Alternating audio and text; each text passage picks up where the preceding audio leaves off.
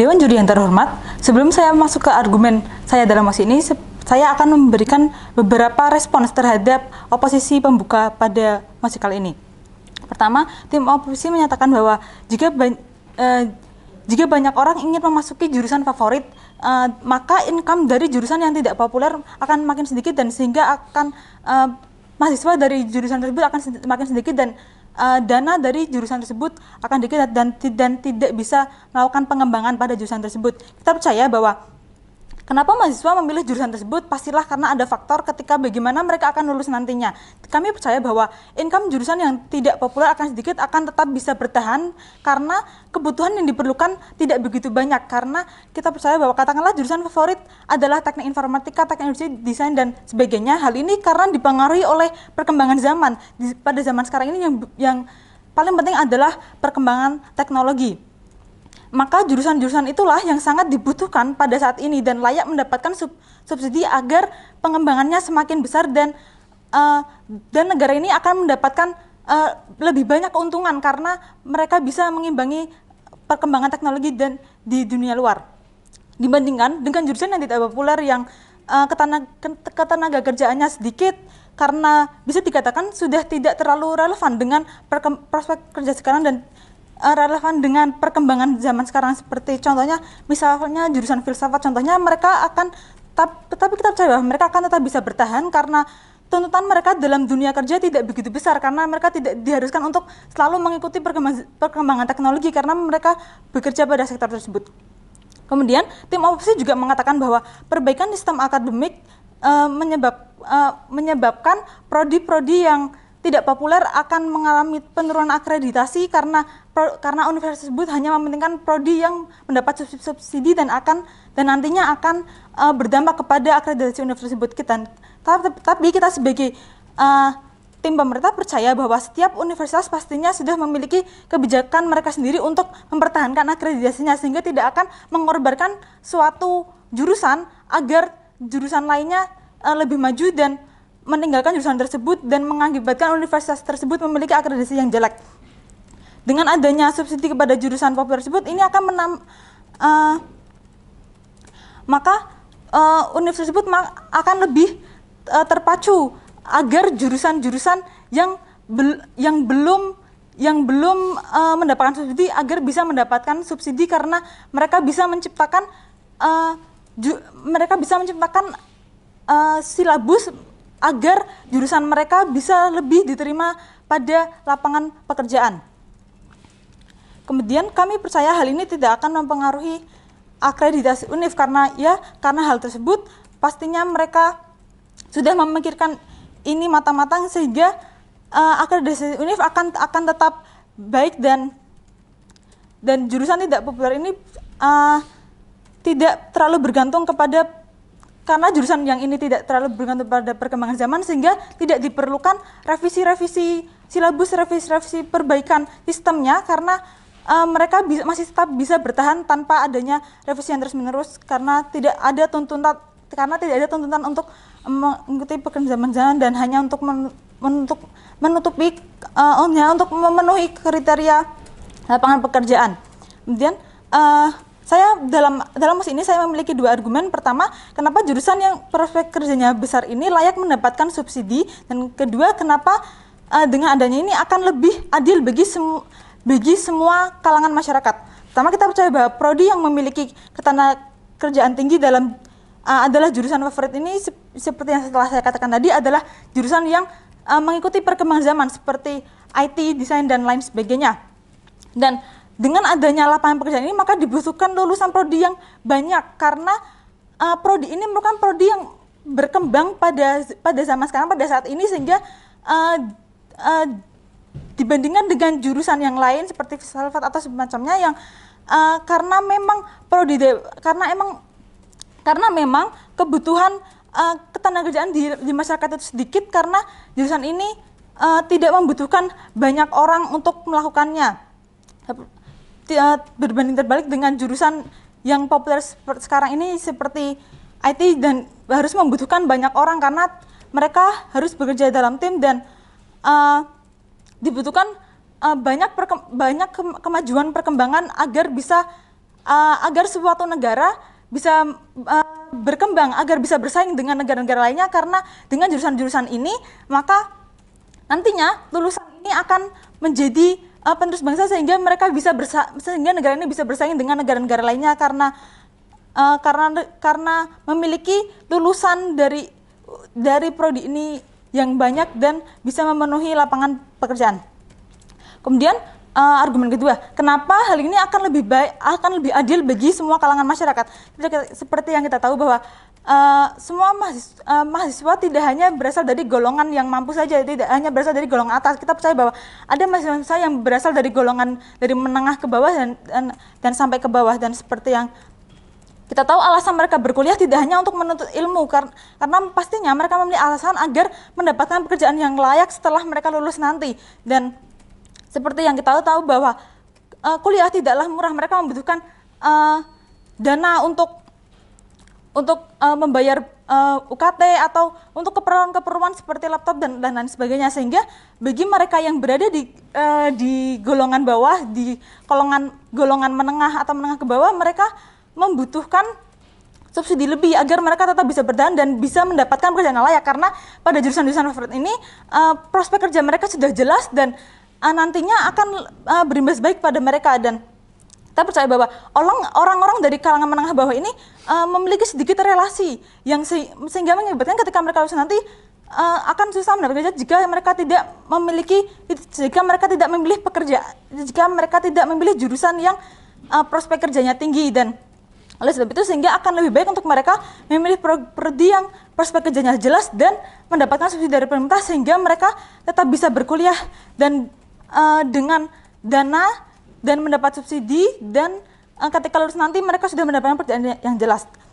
Dan selain itu, dan kami merasa bahwa ini masih baik-baik saja jika ada kalangan menengah akan tergeser ke jurusan lainnya, karena kita percaya karena kuota penuh atau sebagainya, dan karena kita percaya bahwa orang-orang dari kalangan menengah ke atas ini sudah memiliki relasi dari orang tuanya, sehingga mereka tetap bisa bertahan untuk dunia kerja lainnya, sehingga jurusan-jurusan ini akan jadi kita percaya jurusan ini lebih mudah diakses oleh semua orang. Terima kasih.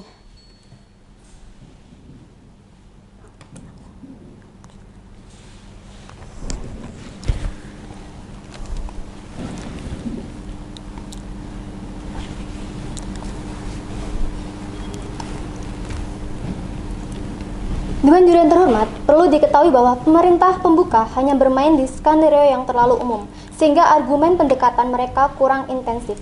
Sementara di tim kami, pemerintah penutup, kami mampu memberikan argumen intensif serta check and balance dengan status quo.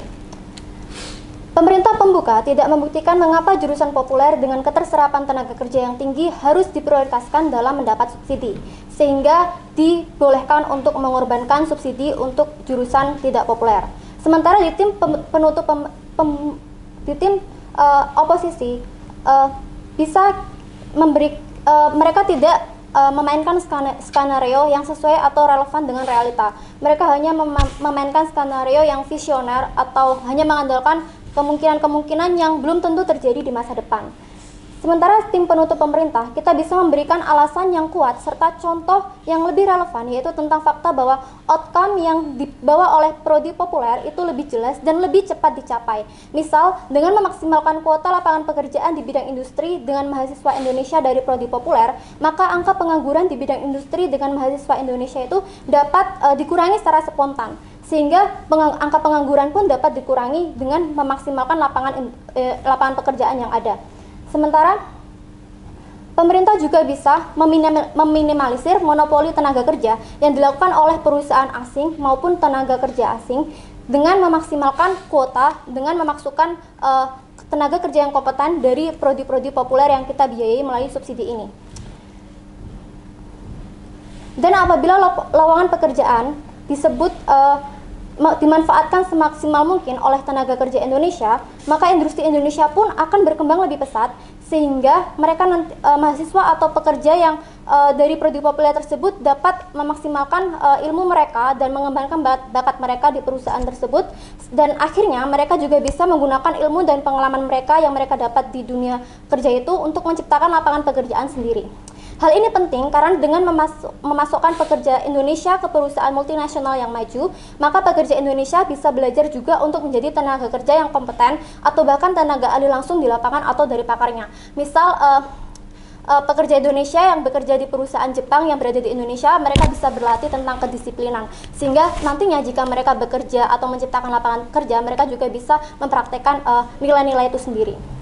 Selain itu, kami percaya bahwa tim pembuka oposisi tidak bisa memberikan argumen yang kuat untuk menolak mosi yang kita perdebatkan hari ini.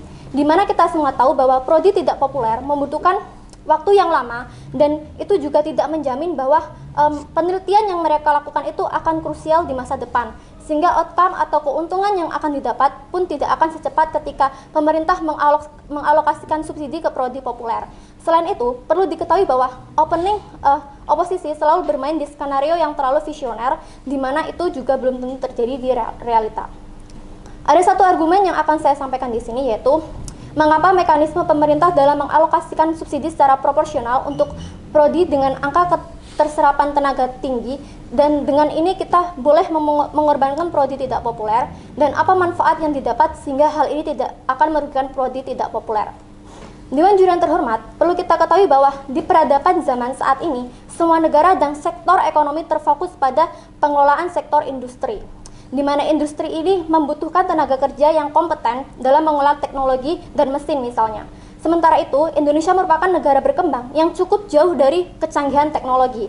Namun, Indonesia juga merupakan negara yang memiliki banyak perusahaan asing yang berada di Indonesia yang terfokus pada dunia industri, manufaktur, dan teknologi, sehingga Indonesia harus memanfaatkan kesempatan ini sebaik mungkin.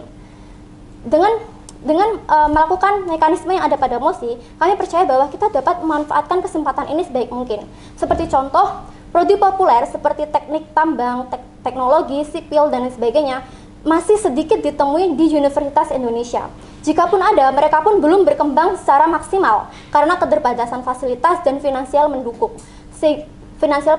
Sehingga lulusannya pun kebanyakan kalah dengan tenaga kerja asing. Dan kalaupun mereka bekerja, mereka tidak akan jadi tenaga ahli karena mereka hanya mendapatkan ilmu yang terbatas di kuliahnya. Dalam dunia kami, tim penutup pemerintah percaya bahwa idealnya dengan memprioritaskan subsidi untuk mengembangkan prodi populer, maka kita bisa memaksimalkan pengetahuan dan pengasahan bakat yang mereka lakukan selama kuliah, yaitu untuk mahasiswa prodi populer ini. Sehingga mereka nanti bisa menjadi calon pekerja yang kompeten dan bisa mengisi lapangan pekerjaan yang ada serta mengurangi angka pengangguran. Di mana dalam skenario kami percaya bahwa mekanisme ini pada akhirnya akan menguntungkan banyak pihak, terutama baik pihak prodi populer, pemerintah, maupun pihak prodi non-populer. Seperti satu, dengan kita memaksimalkan subsidi untuk prodi populer, maka kita juga memaksimalkan kuota lapangan pekerjaan dengan mengisi kekosongan kuota tersebut oleh tenaga kerja Indonesia. Yang kedua, TKI bisa berkompetitif dan mengembangkan minat bakat mereka di industri lapangan pekerjaan yang tersedia di Indonesia, di mana industri tersebut adalah industri yang maju. Yang ketiga, mereka bisa belajar dan mengasah bakat di perusahaan besar yang kompeten, dan pada akhirnya mereka bisa mengimplementasikan ilmu dan pengalaman mereka untuk menciptakan lapangan pekerjaan, di mana nantinya lapangan kerja tersebut dapat membuka lapangan kerja untuk prodi tidak populer. Seperti contoh, alumni dari mantan pekerja dari dunia industri, misalnya mantan teknik, mereka bisa membuat lapangan pekerjaan, dan nantinya mereka membutuhkan orang-orang dari jurusan psikologi untuk menjadi HRT, dan mereka juga membutuhkan ahli kimia, biologi, dan lain sebagainya sebagai konsultan misalnya. Oleh karena itu, dengan menjalankan mosi ini, kita percaya bahwa mosi ini akan membawa banyak manfaat, dan seharusnya mosi ini memang tidak bisa ditolak karena itu akan sangat menguntungkan bagi semua pihak. Oleh karena itu, kami sebagai tim oposisi percaya bahwa argumen yang kami bawa jauh lebih efektif dan jauh lebih relevan dengan status quo serta check and balance yang ada, sehingga kami bisa memberikan argumen yang lebih baik dari apa yang disampaikan oleh tim opening pemerintah dan tim opening oposisi. Karenanya, kami sebagai tim oposisi dengan bangga mendukung mosi dan percaya bahwa kami layak untuk memenangkan perdebatan hari ini. Terima kasih.